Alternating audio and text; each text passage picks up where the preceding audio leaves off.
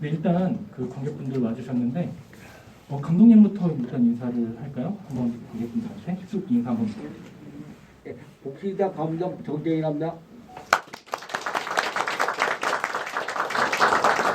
네, 안녕하세요. 정재익 감독님하고 같이 연출한 서태수입니다. 반갑습니다. 네, 안녕하십니까. 복지식당에서 재기 역할 맡은 조민상입니다. 반갑습니다. 네, 안녕하세요. 복지식당에서 나쁜 놈 병호 역할을 맡은 배우 이모진입니다.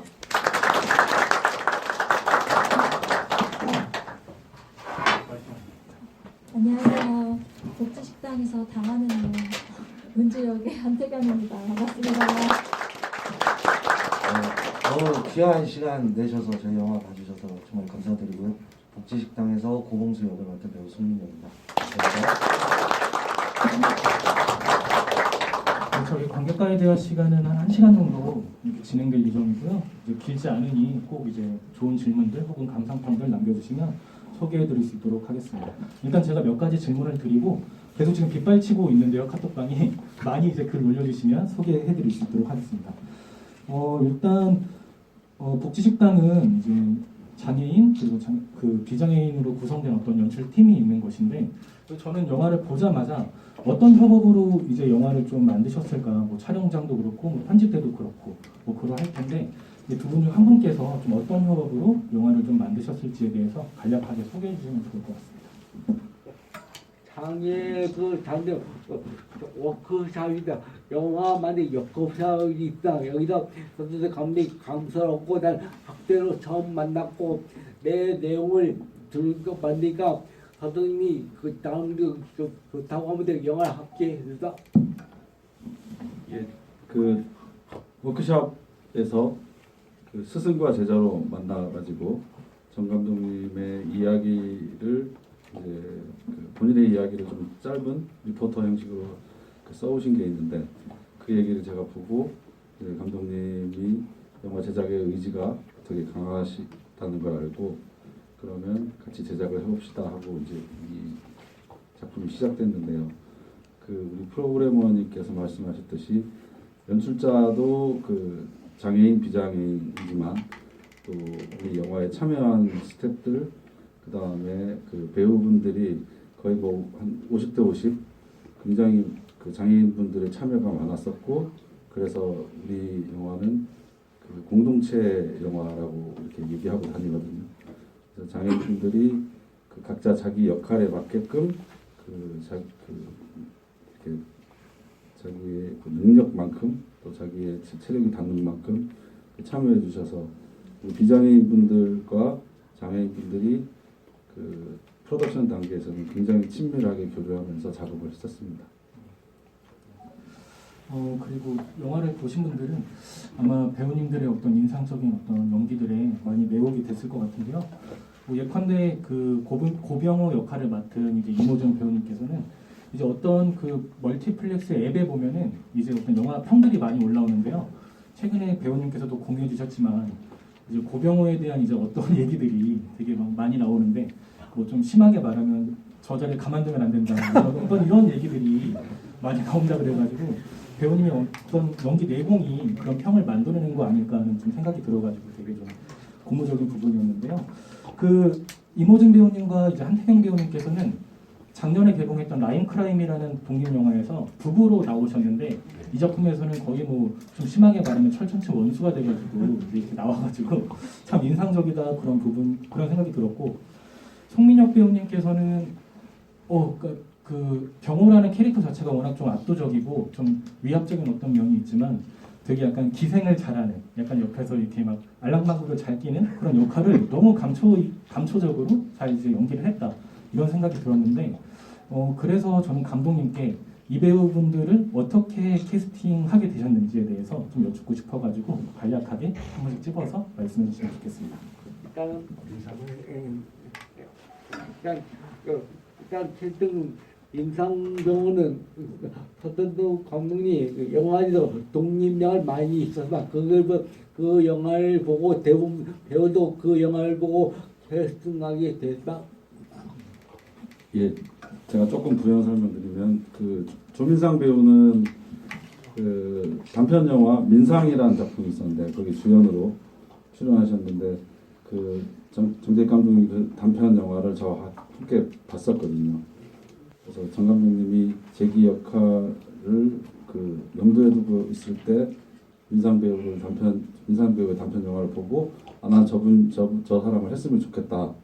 그래서 제가 이제 민상 배우한테 연락을 해서 그 상황이나 시나리오 뭐 이런 것들을 좀 얘기를 드리고 그 정 감독님이 실제 이렇게 그 생활하시던 모습을 짧게 찍은 그 다큐멘터리가 있는데 그 본인이 직접 연출하고 출연하신 걸 보내드렸고 그 모습 중에 일부만 한번 재현을 해서 좀 클립을 보내달라고 했어요. 그래서 민상 씨가 그 모습을 찍어서 보내주는데 뭐 두 사람 다 이견이 없었습니다. 아, 이분이 하면 좋을 것 같다. 그렇게 해서 굉장히 빨리 이제 캐스팅이 진행이 됐고 우리 호준 씨는 저랑 이제 예전에 단편 작업을 한번 한 적이 있는데 시나리오가 사실 나왔을 때 제일 먼저 호준 씨한테 제가 보냈거든요.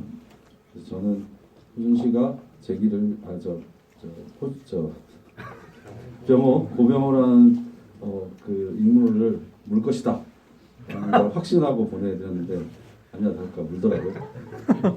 그래서 되게 배가 고팠나 보다. 그래서 잘 됐다. 그러면 해달라 이렇게 해서 진행됐고 또 한태경 배우는 그 무중력이라는 단편 영화를 저희가 또 같이 봤어요.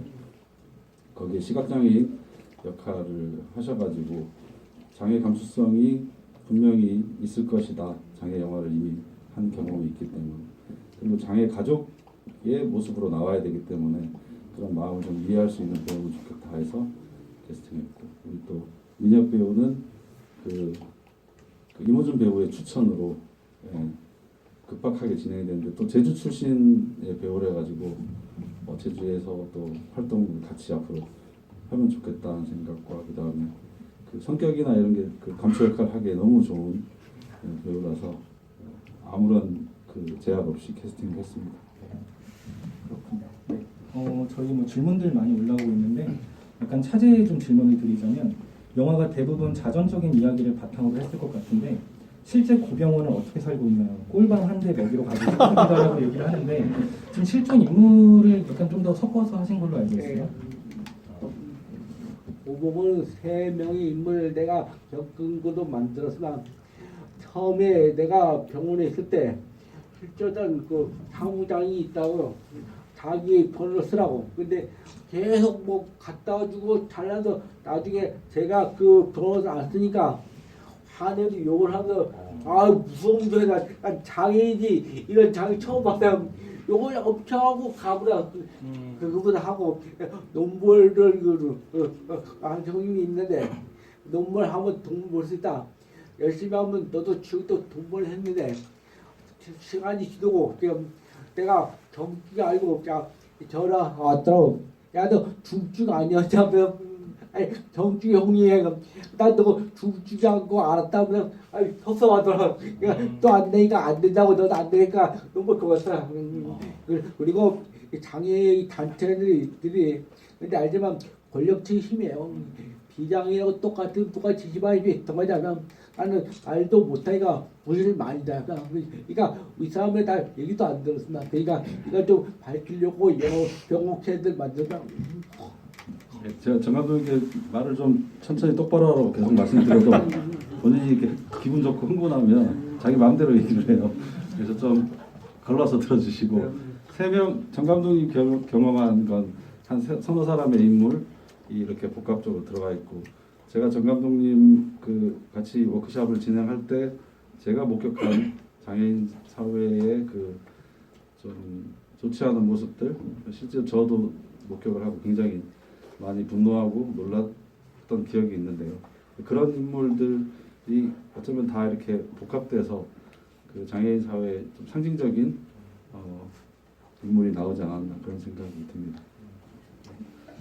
이 차제의 고병호 캐릭터에 대해서 좀 얘기를 하자면 저는 이 캐릭터가 되게 인상적이었던 게 되게 이제 왕처럼 군림하고자 하는 그런 인상적인 얘기들. 뭐 이를테면 늘 말해 뭐 이 새끼가 뭐 약간 좀 욕이지만 이 모모가 어딜 막 이러면서 막 이제 감히 막 이런 말을 쓰는 게 참 인상적이었거든요. 심지어 이제 장애인 사회뿐만 아니라 이제 비장애인들까지 위에 어떤 군림하게 되는 그런 좀 약간 뭔가 제왕적인 어떤 모습을 보여주고 있는데요. 관객분께서도 질문을 해주시긴 했는데 사실 이게 좀 그중에서 저는 좀 더 보여줘도 된다라는 어떤 생각이 들었던 게 왜 고병호가 그런 어떤 인물이 될 수밖에 없었는가라는 약간의 어떤 전사들이 좀 보여지잖아요. 뭐 이를테면 18살에 이제 집을 나오게 되는 어떤 배경이 아버지에 대한 어떤 폭행 뭐 이런 것들 뭐 제대로 뭐 출생신고도 제대로 안 해주는 그런 어떤 것들이 있을 텐데 좀 이런 부분에 대해서 좀 감독님은 판단이 필요하셨을 것 같아요. 이거를 좀 더 보여주느냐 뭐 그런 어떤 좀 생각이 있으셨을 텐데 그 부분에 대해서 좀 얘기를 해주시면 좋을 것 같아요. 근데 일반적으로 나는 처음에 장애가 자신이 테이블에 장애된 줄 알았어. 근데 살다 보니까 장애를 사회가 만들거든. 차별은 자체가. 그러니까 공호도 사회가 제대로 못해서 사회 역할을 제대로 하니까 공허가 됐고 제기도 사회가 역할을 못하니까 그 상호가 대단한 그러니까 모든 그 사회가 그 재미비아가 사회가 그 책임 안에서 이렇게 됐다고 합니다. 사회가 고병호라는 인물을 만들어낸 것 같다는 말씀입니다. 뭐 고병호 캐릭터를 이렇게 빌드업할 때는 사실 호중 배우랑 되게 많은 이야기를 했었거든요. 그러니까 저희 제주에 있고 서울에 있어서 만날 수는 없기 때문에 통화로 많이 얘기를 했는데 뭐 그 부분은 호준 씨가 또 얘기를 해도 될 것 같아요. 뭐, 네, 일단은 어머니랑 통화하는 장면에서 좀 전사가 좀 엿보이는 장면이 있긴 한데요. 사실은 원래 시나리오상에 이제 병호가 완성본에서는 삭제가 됐지만 마지막에 병호가 아버지가 돌아가셨다는 문자를 받고 복식 식당에서 혼자서 소주를 마시다가 이렇게 뭔가 모르 자괴감이나 뭐 여러 가지 어떤 자격지심이나 이런 걸 좀 느끼면서 눈물을 흘리면서 좀 자책하는 장면이 있었거든요. 그런 것도 있었지만 일단 이 영화, 그러니까 어쨌든 이 병호의 전사가 좀 더 구체적으로 보여주는 것도 좋겠지만 이제 감독님 두 분의 의견은 이제 편집 과정에서 충분히 그 어머니와의 통화 장면으로도 상상할 수 있는 여지들이 있고 또 여러 가지 또 제기에게 좀 더 제기의 어떤 그 상황에 좀 더 포커스를 맞춰서 보여주게 되면 자연스럽게 병호의 어떤 저자 같은 것도 관객들이 각자의 어떤 상상으로 가져갈 수 있게끔 하는 게 좋지 않겠냐라는 그런 생각이셨던 것 같아요. 그래서 저도 막상 처음에는 그 마지막 부분이 삭제가 됐다는 얘기를 듣고 좀 되게 좀 뭐라 해야 될까 되게 좀 아쉬웠어요. 굉장히 섭섭했습니다.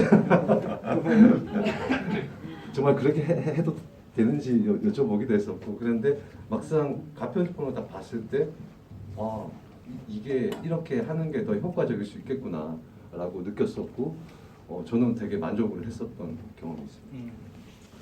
저희 그 토킹사를 종종 와보신 분들은 아시겠지만 배우님들의 이제는 말할 수 있다 시간도 또 있기 때문에 그런 어떤 아쉬운 부분이 있었다면 그 배우님들도 꼭 이런 부분은 좀 아쉬웠다. 왜 나를 이제 편집했냐 뭐 이런 것들이 좋으니까 기탄 없이 말씀해 주시면 너무 좋겠습니다.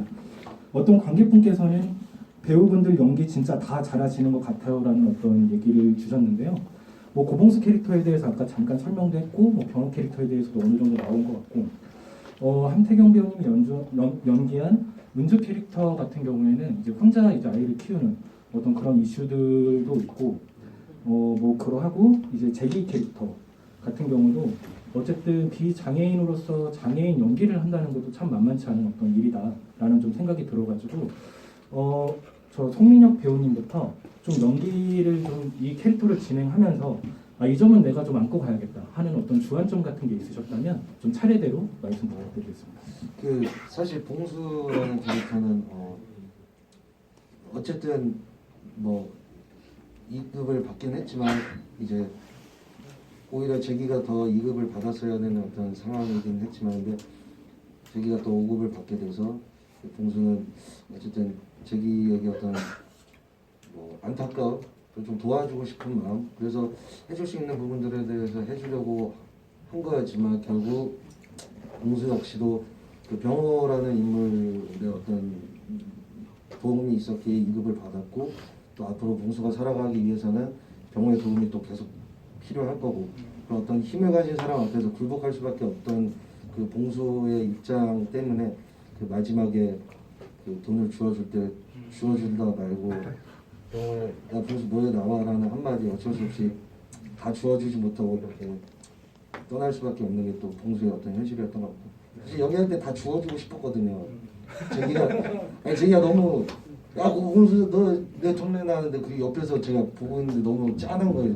연기를 하고 있는데 제기의 연기를 보니까 거기서 제가 너무 짠한 게 있었어가지고 마음 같아서 주워주고 싶었지만 병호 때문에 어쩔 수 없이 그래서 한번 지금 생각난 건데 봉수 너 거기서 뭐해 나와 이 대사가 원래 대사가 없었던 것 같은데 제가 이제 나가는 길에 사실은 그 복지 식당이 이제 계단이 있는 식당이었었어요.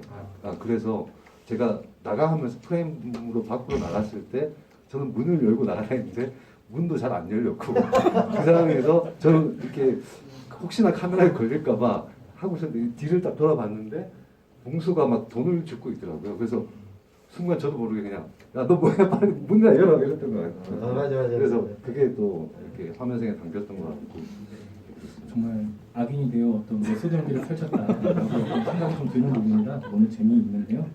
그 고봉수 캐릭터는 좀 갈림길에 있는 캐릭터라는 생각이 들었어요. 진짜 좀 계속 이제 병호와 함께 하다 보면 병호처럼 아무렇지 않게 이제 악행을 저지를 수 있는 어떤 그런 사람이 될 수도 있고 좀 더 어떤 제기처럼 선하고 좋은 어떤 인물을 만나면 또 어떤 그런 방향으로 갈 수 있는 좀 중간에 있는 인물이라 좀 그 부분이 좀 흥미로웠던 것 같고요.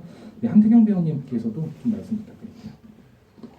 여기서 유일하게 비장애인으로 나오는 역할이라서 좀 어깨가 무거운 감이 없지 않아 있었는데 사실 저도 약간 실존 인물을 연기한다는 느낌으로 많이 했었던 것 같아요. 그 정재희 감독님의 어머니 그리고 누님들이 실제로 사고 이후에 굉장히 많은 것들을 주위에서 받쳐주시는 모습들을 그 은주 안에 좀 많이 담겨져 있어서 사실은 뭐 드라마적으로 큰 역할은 아니지만 그 장애인의 가족들의 모습을 은주를 통해서 많이 담은 것 같아요. 한 명의 장애인이 생기면 사실 그 가족들도 다 같이 힘들 수밖에 없는 그 과정 안에 있다고 생각이 들기 때문에 뒤에서 묵묵하게 받쳐주는 역할을 했었고 또 다르게는 한부모 가정이기도 하고 이 안에서는 이제 뭐 대부분 약간 비장애인인데 어떻게 장애인한테 당할 수 있느냐 뭐 이런 이야기로 했는데 저는 약간 병호 캐릭터를 굉장한 사회적 위치가 높은 그러니까 말하자면 한 재벌 정도인데 휠체어 하나 타고 있다고 이들이 무섭지 않는 건 아니라고 생각을 했거든요. 그래서 그리고 또 활동 보조사 분들이 많은 그런 일들 실제로 그런 일들이 굉장히 잦다고 들었기 때문에 없는 일이 아니어서 좀 더 그런 사람들의 고충도 함께 조금 포함해서 그 안에 담았으면 좋겠다 이런 생각을 많이 했습니다. 이모정 배우님께서 네, 간략하게 좀 연기를 하시면서 좀 이 점은 좀 되게 주안점했다 이런 부분이 있으면 일단 제가 여기 질문해 주신 분의 질문을 또 보니까 병호는 왜 사투리 이렇게 함께 말씀드립니다. 그 같이 말씀드리겠습니다. 일단 감독님 두 분께서 이 이야기가 저희가 제주도에서 제작 지원을 받아서 찍었던 작품인데 제주도의 어떤 지역에 국한되지 않은 이야기였으면 좋겠다. 그런 의미에서 호준이 네가 잘할 수 있는 게 어쩌면 제가 고향이 대구거든요. 그래서 경상도 사투리 한번 이렇게 하는 게 어떻겠냐 뭐 이런 식으로 해서 그렇게 하게 된 것 같고요. 병호 캐릭터를 준비하면서 뭐 따로 주안점을 뒀던 부분은 그냥 이 캐릭터가 저는 제가 시나리오를 읽었을 때 아마 관객 여러분들도 느꼈지만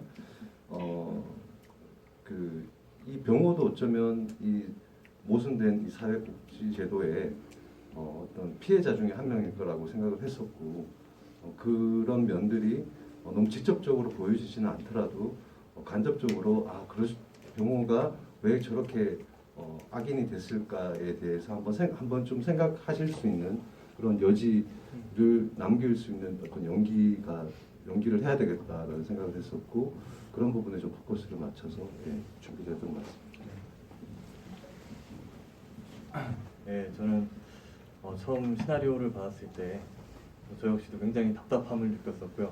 그리고 이 인물이 가지고 있는 그 순수함, 너무나도 순수한 마음에 사실 시나리오를 받았을 때는 공감을 좀 못하기도 했었어요. 근데 내려와서 정자익 감독님을 직접 만나고 나서 얘기를 나눠보니 정말 순수하신 분이구나. 그래서 믿고 가도 되겠구나 라고 연기를 했던 것 같습니다. 그리고 장애를 표현하는데 부담감도 많이 됐었는데 근데 그 장애를 표현하는 거는 감독님께서도 지시를 너무 잘 해주셨고 저도 연습하면 되는 부분이라서 그래서 좀 부담은 덜했는데 이 심정 장애를 어느 한순간에 가졌다는 것과 여러 가지 사건들을 겪게 되는 부분에서 너무 제가 좀 고통스러워서 감정이 좀 고통스러워서 촬영을 중간에 멈춘 적도 있었고 그때마다 두 분께서 괜찮다 좀 쉬었다 해라 이렇게 말씀도 해주셨던 것 같습니다. 네. 이거는 좀 간단한 질문인데요. 저는 그 제기를 보면서 왠지 그 배우님께서 얼굴에 있는 어떤 여드름 같은 것도 혹시 만드신 건가? 네, 그런 메소드의 느낌이 너무 많이 났기 때문에 혹시 한번 좀 답변을 원래 그 당시에 있었던 여드름인지 지금 너무 깨끗하셔가지고 그 당시에 같이 있던 친구들이고요. 그리고 이게 있음으로써 방해가 되진 않겠다. 역할상 방해가 되진 않겠구나라는 생각이 들었고 그 이후로는 제가 레이저 시술도 받고 실제로 머리도 안 감고 오시고 그러셨어요. 제 생각에는 촬영을 하면서 점점 여드름이 더 많아졌던 제주물에 적응이 잘 안 돼서 근데 그 말에 제가 추가로 제가 생각나는 게 조민상 배우님이 병원에 입원해 있는 씬을 찍기 위해서 한 3, 4일 동안 진짜 머리를 안 감고 떡신머리로 이 작품에 임하는 걸 보고 진짜 감동을 먹었던 적이 있습니다. 진짜로. 그렇죠. 방금 말씀해주신 부분들은 아마 관객분들도 그런 느낌들을 많이 받으셨을 것 같아요. 그래서 저거 정말 캐릭터에 드시려고 정말 헌신을 하셨구나라는 어떤 생각들을 하셨을 것 같아서 한번 좀 잡아서 좀 말씀을 좀 드렸고요. 캐릭터들에 대해서 좀 얘기를 하고 있는데 저는 그 은주 캐릭터를 보면서 아까 좀 답답함 어떤 좀 저도 그런 부분이 있었던 게 사실 좀 속된 말로 이제 사지멀쩡한데 이제 얼마나 물론 너무 힘든 때지만 뭔가 좀 말하자면 약간 동생에 좀 더 이제 많이 의탁해하고 있는 어떤 그런 느낌들. 그래서 좀 보게 되면 캐릭터가 생각보다 좀 납작하고 좀 단선적으로 그려진다라는 어떤 혹은 좀 기능적이거나 좀 이런 부분이 있었을 것 같은데 이거는 아마 감독님들의 당연히 선택일 수밖에 없었을 것 같아요. 그러니까 모든 걸 다 제대로 그리면 너무 좋지만 어쨌든 포커스를 맞추고 있는 부분이 있기 때문에 그래서 혹시 그런 아까 제가 이제는 말할 수 있다 이런 얘기도 했지만 혹시 한태경 배우님께서는 혹은 또 이제 하나만 더 붙이자면 어쨌든 그 화장실에서의 그런 것들은 좀 더 약간 섬세하게 그릴 필요가 있다 혹은 이제 아예 생략을 하더라도 그런 어떤 느낌들이 있는데 좀 이런 걸 좀 종합해서 배우님의 어떤 좀 의견을 좀 들어보고 싶어가지고 한태경 배우님 혹시 사실 이제는 말할 수 있다. 감독님도 약간 아무래도 재기와 병호가 주된 이제 어떤 드라마 한 축을 그리고 있고 사실 은지 캐릭터를 그렇게 깊게까지는 생각 못한 부분이 있었다라고 말씀을 해주신 적도 있었지만 뭐랄까 저는 은주를 하면서 상당히 그런 생각을 많이 했어요. 그냥 우리 엄마들이 다 기본적으로 이렇게 물론 도식적으로 보일 수도 있지만 이렇게 생활하고 계시지 않나 좀 그런 어머니 생각을 좀 많이 하면서 버티면서 했었던 것 같고 그게는 나오지는 않고 편집이 되긴 했지만 처음에 시나리오 상 안에서는 그 은주가 결국은 그 재기의 집을 팔고 내놓고 나서 경찰서로 이제 병호를 고발하기 위해서 가는 장면까지 촬영을 했던 차라 굉장히 강인함을 표현하고 싶은데 그게 이렇게 드러나지는 못하고 조금 이렇게 연기적으로 많이 누르려고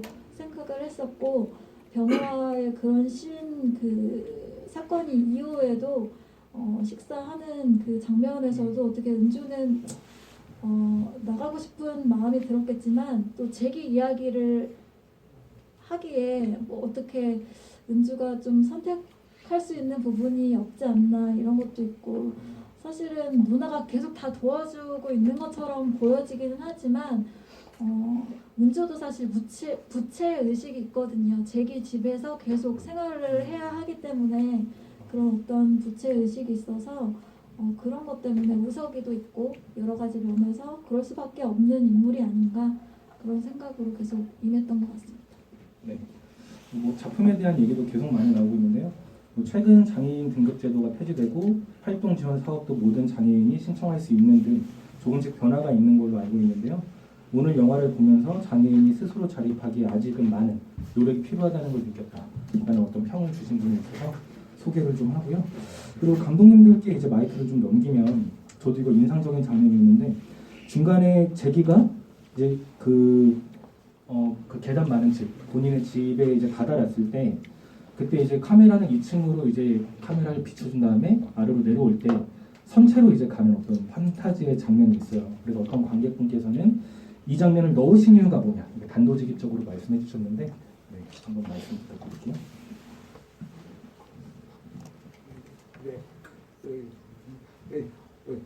계기가 환상은 두 가지 씬이다. 그게가 어머니 만나는 거, 그리고 제이가 걸어가는 거. 이게 나는 제이가 그 애기요, 장인은 그러니까 자기 테러타는 거죠. 애기는 아무래도 부모가 필요 없나. 근데 제이는 나에는 아무것도 없어요. 그러니까 어머니가 필요한 의미에서 어머니가 그 머리 가진 걸 되겠고, 또 나도 알지만 그 꿈을 꾸자 달리 그런 가졌고요. 그러니까 상상하는 의미로, 그러니까 얘도 달리도 있고 하는 건 상상으로 만들었다. 원래 촬영은 촬영 감독이 제이 거는 건 촬영 감독이 한번 해보는데 내용이 조작했나. 그 두 가지 판타지를 말씀하셨는데, 어머니가 이렇게 어머니로 보이는 할머니가 머리를 쓰다듬는 장면하고 그 걸어 나가는 장면 두 가지인데, 정 감독님 본인 자신의 이야기이기 때문에 위로받고 싶은 마음이 컸던 것 같아요. 그 제기를 통해서. 그 제기를 위로해 줄 수 있는 존재는 이제 첫 번째가 어머니고, 둘째는 이제 그 중도 장애인들은 잠에서도 꿈을 많이 꾼다고 그럽니다. 실제로 자기가 그 비장애인일 때 모습 뭐 이런 것들을 꿈속에서 많이 경험을 하고 다시 깼을 때는 또 현실로 돌아오고, 이런 이제 심리적인 그런 그 상황들 많이 겪고 하는데, 마침 촬영장에서 우리 촬영 감독님이 그 장면을 그렇게 한번 해보자라고 제안을 했을 때 저도 그랬고 정 감독님도 그랬고 괜찮은 것 같다라고 해서 이제 시작이 된 거고, 그 장면하고 또 이렇게 좀 충돌하는 장면이 이제 우리 영화 제일 마지막 장면에 그 올라갈 수 없는 계단을 아래에서 보고 있는, 그래서 앞에 보이는 판타지는 말 그대로 위로받고 싶고 위로하고 싶은 제기의 모습이며, 마지막에 그 계단은 정말 현실이 된 거죠. 그러니까 제기가 도저히 올라갈 수 없고 복지국가 대한민국의 그 현실에 딱 맞닥뜨린 제기의 모습, 그리고 이제 거기서 제기가 떠날 때는 제기는 과연 무슨 생각을 하고 갈 것인가, 그리고 그 제기를 바라보는 우리는 무엇을 준비하고 뭐 어떻게 생각을 해야 되나, 그런 측면에서 그 세 장면이 다 연관이 있다고 생각합니다. 그 말씀하신 두 번의 판타지, 아마 그 어머니로 짐작되는 분의 어떤 그 손길, 머리를 쓰다듬는 거를 아마 기억 못 하시는 분도 계실 거예요. 되게 빨리 지나가가지고 그럴 것 같기는 한데, 저는 그 맥락이 되게 좀 인상적이었거든요. 앞에는 이제 누나 가족과 함께 이제 희망을 꿈꿀 수 있는 어떤 그런 상황에서의 그 맥락이었다면, 두 번째는 병호가 엄청나게 이용을 해먹으면서 정말 좀 위로를 받아야 되는 어떤 그런 좀 다른 맥락으로의 판타지가 좀 쓰이는 게 참 눈물겨운 어떤 부분이 있다라는 생각이 들어서 저 역시 너무 좋게 봤던 장면이고요. 그리고 또 관객 질문 소화하자면, 이거 좀 약간 간단한 질문인데, 전화통화 장면이 많이 나오는데 전화통화 연출도 상당히 디테일하게 되어 있어 놀랐습니다. 손등에 올리고 스피커폰 통화라든지요. 현장에서 어떻게 진행이 되었는지 궁금합니다. 뭐 이런 하는데 뭐 이런 어떤 비슷한 에피소드 있습니까? 네. 인상군이 물어다 감독님은 핸드폰 어떻게 담당자다 이렇게 하고 그거 한다. 그러니까 그대로 하더라고요. 난 이렇게 올리고 소리 안 내니까 우리 다 하는 모습이 정말 계속 보다가 하면서 자기도 옆자니까 그러니까 열정이 좀 좋아서 정 감독님의 실제 모습이 그렇거든요. 그러니까 우리처럼 이 모바일을 이렇게 기대고 받을 수가 없어서 손등에 올리고 하시는데 이게 두 가지가 이제 좀 마음에 걸리는 게 하나는 개인 사생활 보호가 안 됩니다. 모든 통화를 다 스피커폰으로 해야 되기 때문에 이 사람의 주변에 있는 사람들은 이 사람의 모든 그 대화 내용을 다 듣게 되죠. 그 영화 속에도 나오지만 뭐 화장실에서도 그렇고 그 다음에 뭐 어디 다른 데 통화할 때도 다 그렇고요.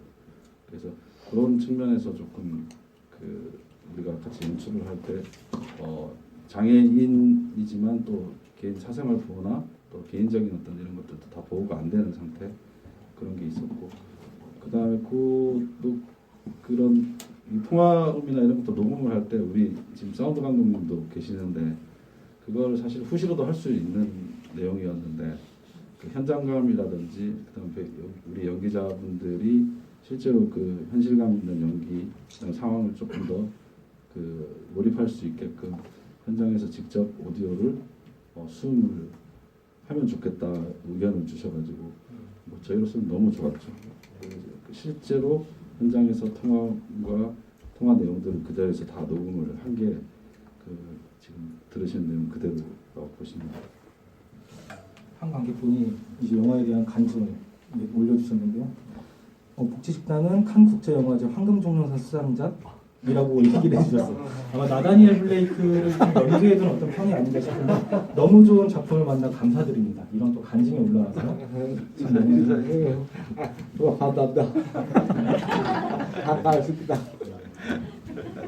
그리고 저는 이 영화를 보면서 약간 좀 가장 인상적인 장면 중 하나가 그 제기의 아파트를 올라가는 그 지그재그 저 길 장면과 그리고 또 하나는 집안에서 정말 낮은 카메라의 위치로 앵글로 잡은 어떤 그런 것들이 참 인상적으로 이게 느껴졌는데요. 그 지그재기의 길은 이제 제기뿐만 아니라 나중에 보면은 은주까지도 그 길을 이용하더라고요. 그래서 그게 혹시 뭐 애드립이셨을까 뭐 싶기도 한데 그 장면이 되게 인상적이어가지고 혹시 배우님? 네. 당연히 철저한 연출에 의해서 진행된 네, 철저한 연출이었습니다. 철저한 연출이었고 은주는 뭐 전에도 말씀드렸다시피 장애인 가족이고 제게 항상 휠체어 뒤에서 손과 발이 되어주는 역할이었기 때문에 은주는 자기도 모르게 그렇게밖에 길이 없다고 무의식적으로 그냥 계속 올라갈 수밖에 없다고 생각을 했고 그 이후에도 저희 동네에서도 저도 가끔 그렇게 걷게 되더라고요. 다시 되새김을 하면서 그래서 저 또한 그 시인이 좀 기억에 많이 남기는 하는 것 같습니다. 제가 지금 첨언을 하자면 그 지그재그 길을 혼자 올라가실 때가 있는데 그때 계단에서 내려오시는 한 분이 계세요. 그분은 우연히 찍히신 분이라서 데뷔가 확실하게 됐던 것 같습니다. 올라갈 때 옆에 아저씨랑 혹시 다들 보셨나요? 저는 못 봤는데 혹시 궁금하시다면 다시 한번 영화를 봐주시면 체크하실 수 있으니까 그렇게 부탁드리는 걸로 하고 그 아까 앵글 그 아래에 어떤 낮은 어떤 카메라 위치를 얘기 드렸는데 문 하나 사이에 두고 왼쪽은 제기 오른쪽에서는 이제 은주가 뭐 빨래를 개는 그 장면이 있는데 중간에 그 문 벽을 보면은 다 달아있는 어떤 장면 되게 디테일하다 연출이 이거는 그 휠체어의 어떤 이동 때문에 나는 어떤 일종의 상처로 보여지는 그런 부분들이 있는데 그리고 또 제가 누워있을 때라거나 그럴 때 다 카메라 위치가 정말 낮게 되어 있는데 그 세팅에 대해서는 혹시 좀 어떤 뭐 좀 생각이 있으신 건가요? 이 제기집 자체가 내 후배 집이냐? 그러니까 이거는 진짜 장애도 있고 얘는 상태가 더 안 좋아. 그러니까 이런 것들 생각을 진도 낮고 얘가 실제 장애 집을 함으로써 더 디테일할까 그러면서 만점을. 네, 그 말씀하셨듯이 지금 저 공간이 정 감독님 장애인 후배 의 집인데 정 감독보다 훨씬 더 중증 장애인이세요. 그래서 그 집을 이제 우리가 처음에 확인을 했을 때 그 말씀하신 그 휠체어가 드나들면서 핥힌 자국들이 몇 년을 거기에 살았기 때문에 다 그대로 흔적들이 남아 있었거든요. 그래서 뭐 저희 입장에서 이보다 더 좋은 미술은 없다 생각을 했었고, 그 은주와 재기가 처음으로 사실은 갈등하는 장면이거든요. 그래서 그 전에도 물론 그런 상처들이 보이지만 그 지점부터는 그 상처가 굉장히 이제 더 깊게 패이는 거죠. 그래서 휠체어가 핥힌 자국들이 꼭 재기나 은주의 마음 이런 것들을 많이 그 핥힌 자국으로 그렇게 보일 수도 있겠다는 생각에서 그랬고, 카메라의 레벨은 우리 촬영 감독님하고 처음에 우리 영화 촬영에 대한 그 얘기를 할 때 휠체어 눈높이를 중심으로 이 세상을 좀 보여줬으면 좋겠습니다라고 같이 얘기를 했었고, 촬영 감독님도 흔쾌히 그렇게 해서 아마 실내 장면 거의 다 그렇게 낫게 됐고, 실외도 거의 대부분 좀 낫습니다. 특별한 이제 뭐 장면, 뭐 그 부감이나 그런 걸 써야 될 때 이외에는 다 그 휠체어 눈높이로 촬영을 했던 것 같아요. 그리고 그 중에서 좀 저는 롬볼이라는 사실 스포츠를 처음 봤거든요. 이번 어떤 영화를 통해서. 그래서 뭐 병호도 이제 하게 되고 재기도 이제 진행을 하게 되는데, 혹시 송민혁 배우님께서도 네. 롬볼을 하는 장면이 있었을까요? 아니면 좀 그때 같이 해보셨는지 장면이 없어서. 저는 그 가서 병호한테 이제 이빨 가로 아무떨로 갔었고, 사실 그 장면에 제가 안 나오는 장면이었는데 제가 고향이 제주도다 보니까 너무 행복했어요. 제가 고향에서 영화를 찍는 게 정말 소원이었는데, 너무 좋은 분들 덕에 또 제주도에서 그 영화를 찍다 보니까 제 휴차 때도 그냥 맨날 놀러 갔거든요. 그래서 감독님이 이제 갑자기 야, 너 여기 한번 나와 볼래? 아니 좋죠 해가지고 현장에서 병원 뒤에 따라다니면서 이제 뭐 아무도 떨고 그렇게 하면서 생긴 장면인데, 저는 따로 하진 않고 옆에서 열심히 그 병호 뒷받침하려고 노력을 했었던 것 같습니다.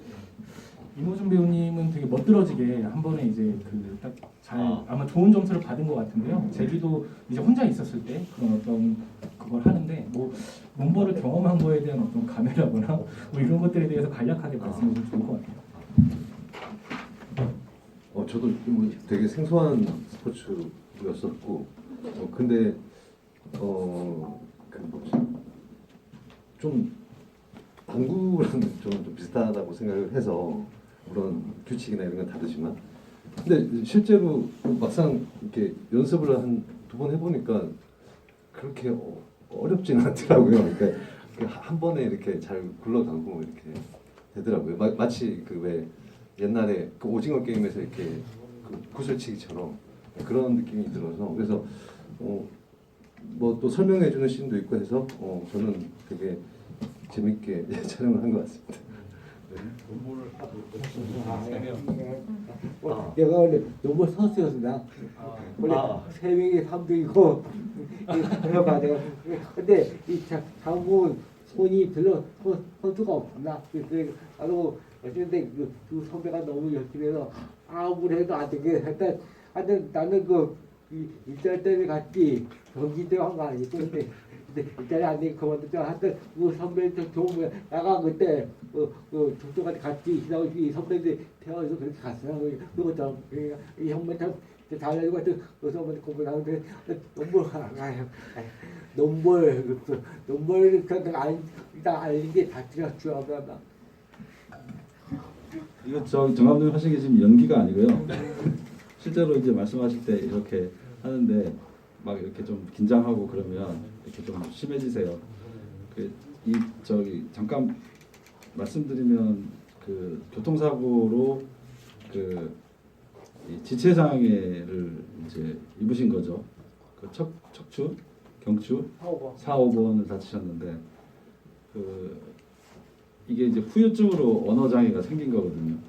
근데 이제 의학적으로 MRI나 이런 걸 이제 찍어서 확인해 봤는데 뇌에는 이상이 없답니다. 그러니까 이게 증명이 안 되기 때문에 결국은 또 언어 장애도 판정을 받지를 못해요.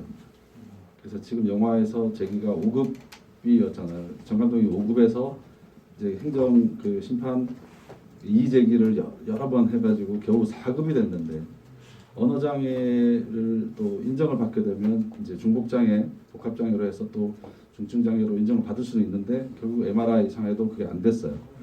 그래서 결국은 경증 장애인으로 계속 남아 있는 거죠. 그래서 조금 그 바람이 거칠어도 이해해 주십시오. 저는 이제 어느 정도 알아듣거든요.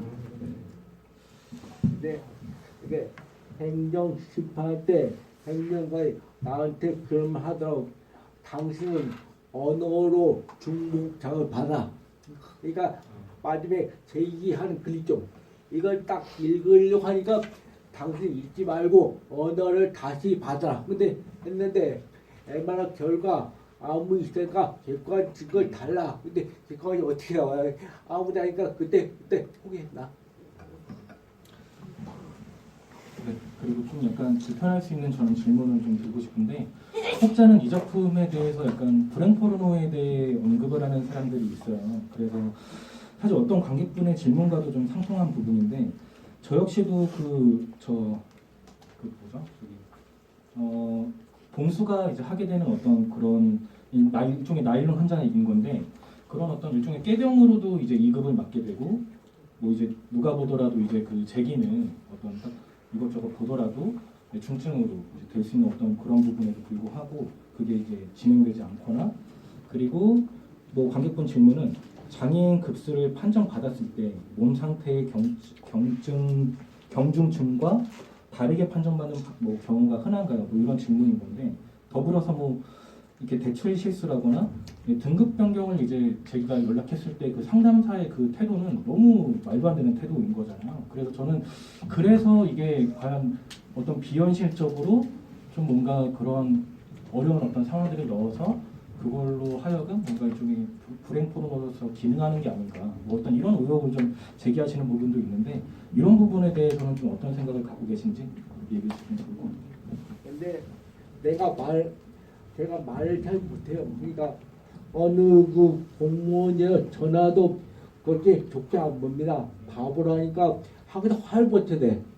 당신이 뭔데 못 따르겠다. 근데 또 화를 내죠. 그럼 나도 아이고 하면 또 그러니까 그 행정 그 공무원들도 아니 언어를 모르니까 그 짜증낸 그때부터 열받아. 그러니까 딱 설명해도 아이 모르겠다. 왜 당신 뭔데 그러니까 일단 이런 무시한 자체가 행정도 문제가 있다 하면 저희가 그 영화의 그 흥미나 그 다음에 드라마적인 요소를 뭐 강조하기 위해서 그 현실에 있지 않은 그런 부분을 묘사하거나 뭐 그렇게 할 만큼 용기 있지는 못하고요.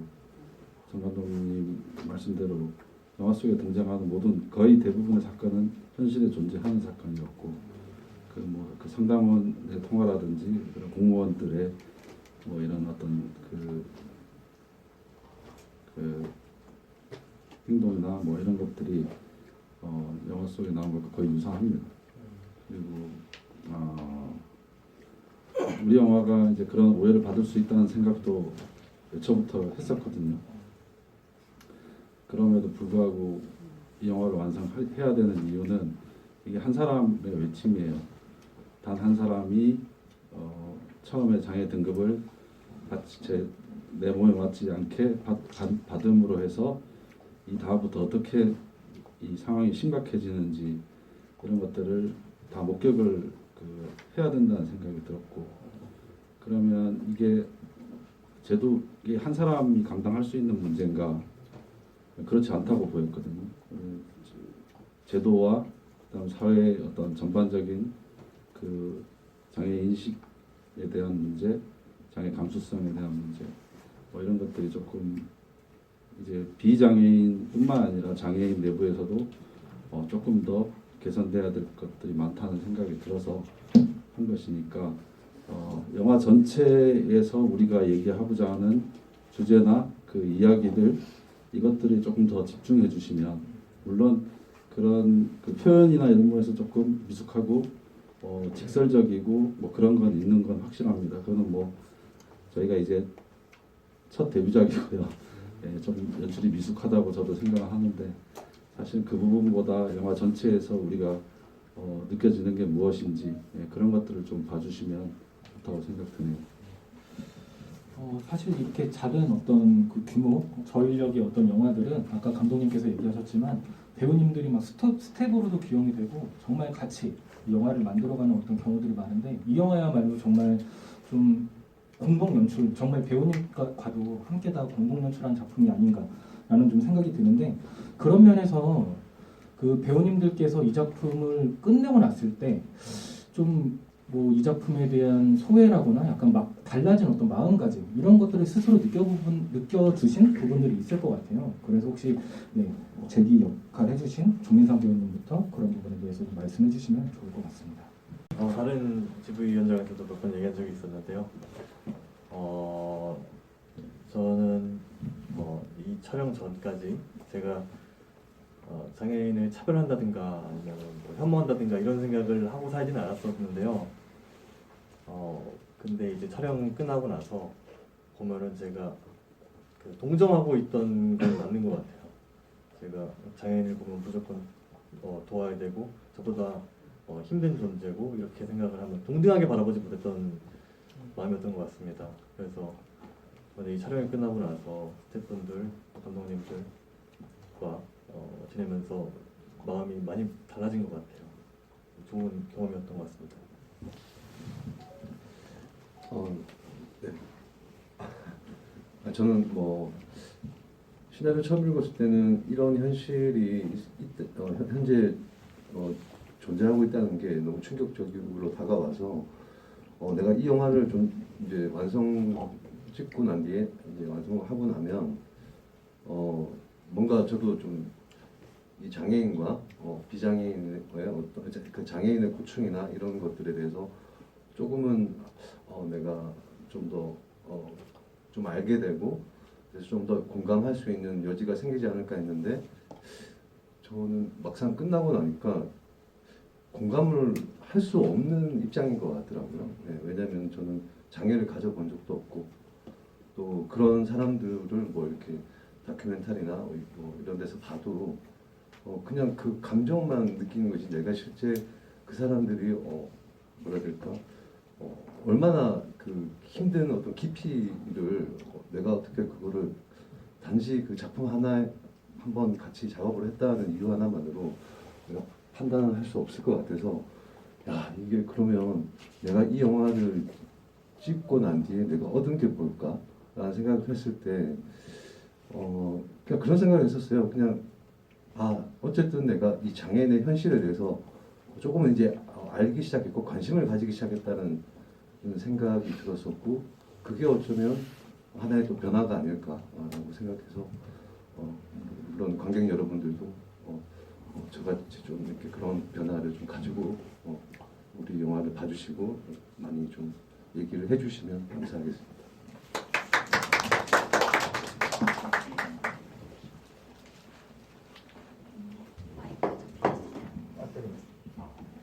시나리오를 딱 읽었을 때는 그래서 감독님 등급이 몇 급이세요? 라고 여쭤봤더니 5급에서 4급으로 여전히 중증 장애인 혜택을 받지 못한다고 하시더라고요. 그래서 이 영화는 반드시 알려서 작게는 감독님의 등급이 좀 바뀌었으면 좋겠다. 이런 생각을 되게 많이 했던 것 같고 작품을 다 하고 나서 요새 드는 생각은 사실 촬영 때는 제주도에서 그 장애인과 비장애인이 함께 있었기 때문에 더 많이 도움을 받을 수 있었거든요. 근데 최근에 이제 좀 여러 지역의 GV를 다니기 시작하면서 그 실체적인 모습을 더 많이 저희가 경험을 하고 있는 것 같아요.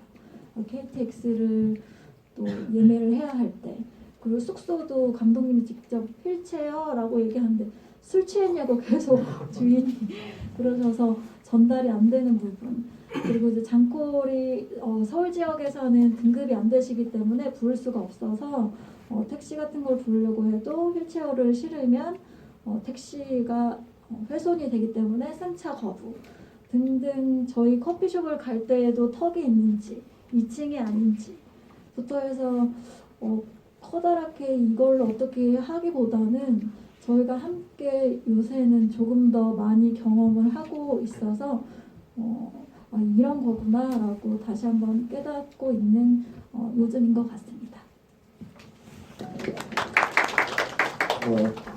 뭐 앞에서 얘기들을 다들 하셨지만 저 역시도 이 영화를 찍기 전에는 그 장애인분들의 어떤 지금 사회적인 문제들에 대해서 내가 알고 있던 게 정말 없었구나라는 걸 영화를 찍으면서 정말 많이 느꼈고요.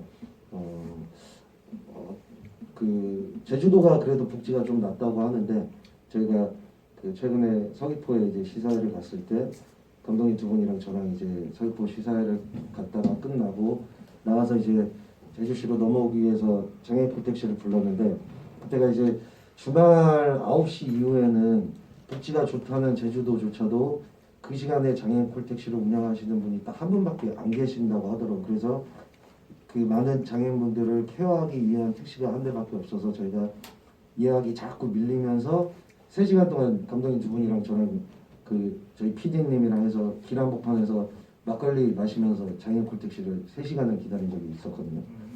제주도가 이 정도면은 다른 데는 더 심하다는 건데 그런 부분들이 사실 개선되기 위해서는 분명히 시간이 걸릴 거고 뭐 저 영화로 인해서 한순간에 바뀌지는 않겠지만 지금 오신 관객분들이 이 사실을 알게 되셨고 또 주변에 뭐 한 분이라도 더 이렇게 저 영화를 보게 해주셔서 이런 현실을 좀 많이 아는 분들이 한 분 한 분 계속 차곡차곡 쌓이면은 그 변화는 뭐 더 그래도 시간을 땡겨질 수 있지 않을까 하는 생각에 뭐 아무튼 그렇습니다.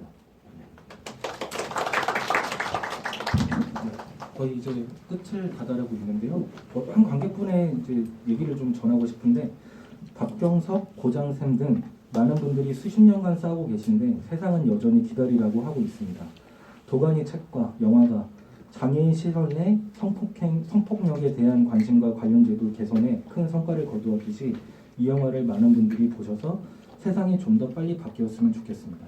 너무 좋은 평이라고 생각해서 되게 공감을 드렸고요. 그래서 사실 뭐 엔딩에 대해서도 그렇고 그 응시하는 치매 할머니에 대해서도 그렇고 정말 질문하고 싶은 게 너무 많은데 제가 하지 않은 건 내일 또 행사가 있기 때문입니다. 영동역 CGV에서 2시에 이제 어른이 되면이라는 다큐멘터리를 연출하신 지금은 이제 국회의원이신 거예요. 네, 장혜영 국회의원님께서 참여하는 2시에 명동역 CGV에서 또 이제 다시 한번 복지식당 총출동하는 지구가 있으니까 오늘 못다라는 얘기는 내일 또 오셔서 하실 수 있으니 꼭 참여를 해주시기를 좀 바라고요. 그리고 극중에서 쓰였던 눈을 떠보니 그리고 빛이 극중에서 쓰였었죠. 네, 그런 것들에 대해서 유튜브 혹은 이제 인디스토리 그런 페이스북을 보면 다 확인하실 수 있거든요. 꼭 한번 들어보시면 너무 좋은 곡이니까 꼭 한번 그렇게 들어봐 주시고요.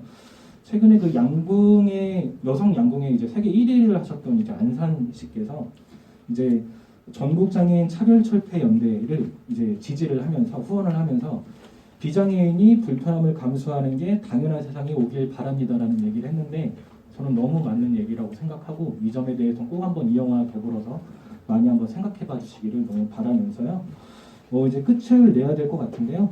오늘 이제 자리 함께 해주신 이 관객분들에게 짧은 이제 인사와 앞으로의 계획들 이제 끝으로 네, 감독님부터 이제 나눠주시고 자리 파하도록 하겠습니다.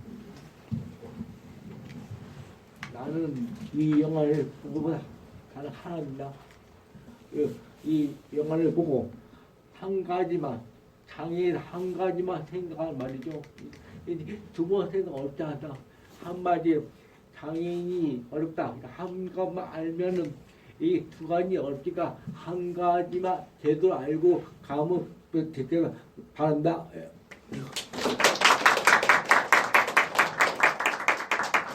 저는 끝인사 대신에 저희가 관객분들께 노래 선물을 하나 준비했는데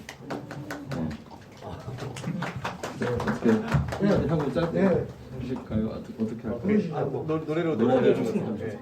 노래를 대체하는 거죠. 태경 씨가 노래 설명을 좀 누나 노래 좀 제가요? 제기가 좀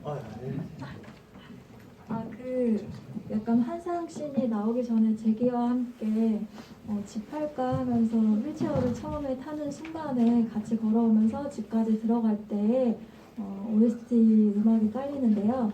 빛이라는 곡이고요. 가사가 너무너무 좋아서 저도 듣고 막 울고 그랬는데 저희가 1절만 다 함께 준비를 해봤습니다. 즐겁게 잘 들어주세요. 고맙습니다.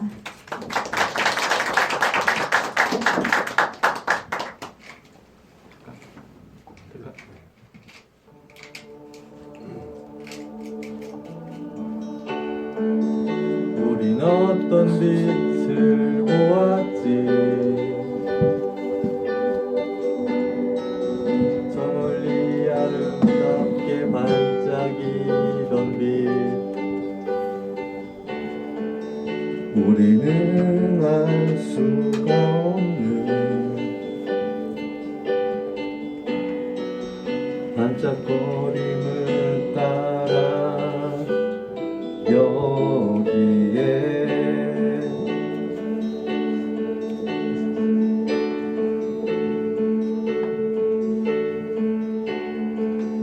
우린 지금도 손을 잡고 있지만 가끔은 갈 길을 잃어 우린 지금도 손을 잡고 있지만 지친 마음은 기댈 곳을 찾네.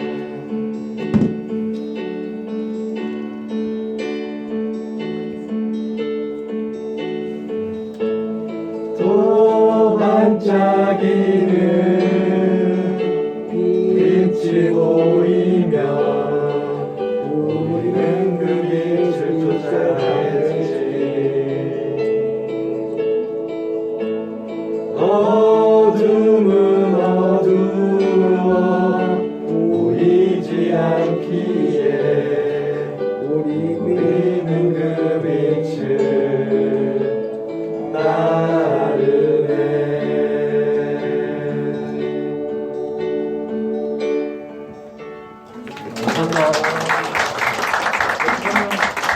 이제 시간 관계상 큰 행사 없이 이걸로 마무리하는 걸로 하고요. 네, 저희 내일 행사도 있고 저희 계속 영화 상영하니까 많은 부탁드리겠습니다. 감사합니다.